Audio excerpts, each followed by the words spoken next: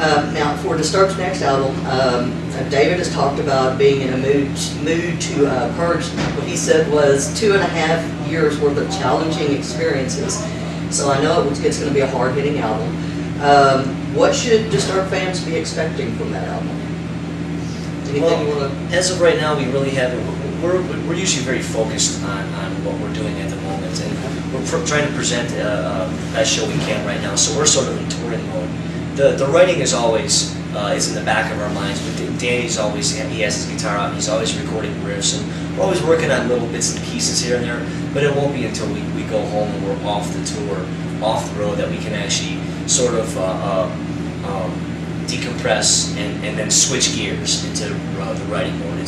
We can't be distracted. We're very sort of one-track minded, and it's all about either the performance or it's about the writing, and it's difficult for us. Some bands can do it, but for us, we've never been able to. We have to always be 100% focused on the task at hand. One thing at a time. Absolutely. Okay. So it's going to be a little while then before fans can be expected. Well, that being said, not necessarily. That's true, because you know, we've the last record, Indestructible, came together quite quickly. We finished touring in December of 2006, and within months we had a body of work ready to start demoing. Exactly. And then before we knew, we were in the studio recording away. And I think, you know, Danny, like he was saying, Dan's already been, you know, filing away some riffs, and a lot of times, you know, you get a good riff and you can build a great song out of it, just based off of what, you know, some of the riff ideas that have been floating around. It's definitely going to be a heavy, aggressive, hard-hitting record, a la Disturbed, and then, you know, where David's mindset is, I think that's going to continue, and we're going to see an aggressive album.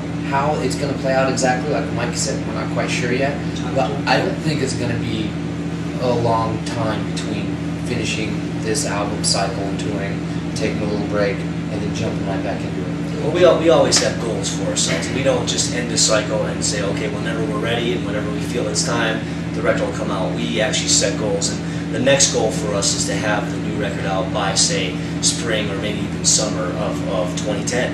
And we'd love to be back on the road in spring of 2010. We're going to try and take as minimal time as possible. But I mean, with that being said, we're not going to rush it either. So, like I said, it's a goal.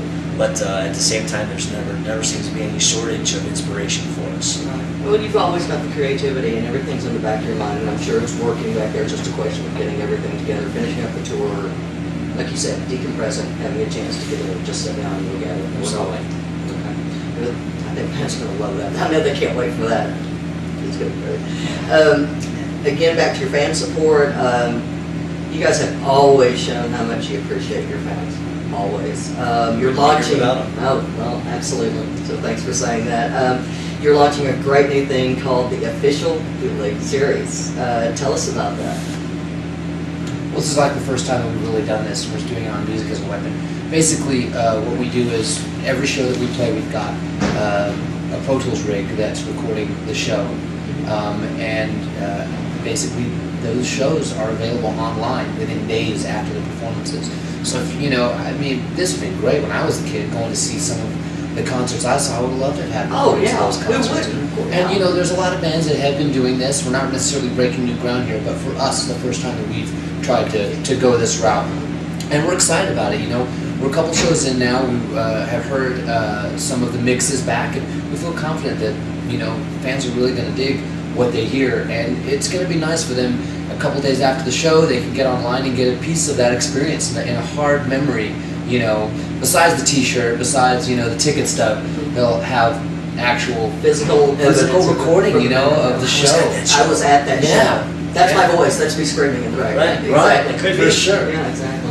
I think that's great. Metallica's been doing that for a while, and people just love that. You just go online and download it. I think that's great. Was this kind of meant as maybe a response to the record company and, you know, them being behind the times on the file sharing? Or was this just something that you want to just strictly do for the fans? Yeah, I think the main inspiration behind that was definitely for the fans. We're always looking for new ways to give back to our fans, because again, we wouldn't be here without them. They've been very loyal. You mentioned, you know, Indestructible being the third #1 for us in a row, and that's a huge testament to the loyalty of our fans. So anything we can do for them, you know. It is a loyal following. It is a loyal following. Disturbed was nominated for your first Grammy for Inside the Fire, so a belated congratulations on that. What are your thoughts on the Grammys and their lack of attention to more of the hard rock scene or the metal scene? You have any thoughts on that? Not too many thoughts on that? You know what, there definitely is. It seems like, there's hard rock performance, there's heavy metal performance, and then besides that, there's not a lot that the Grammys do to sort of support or to recognize what's happening in this type of music. There's, and I didn't realize it. I've watched the Grammys, I've seen the Grammys over the years, but it wasn't until we went and we sat, through the ceremony.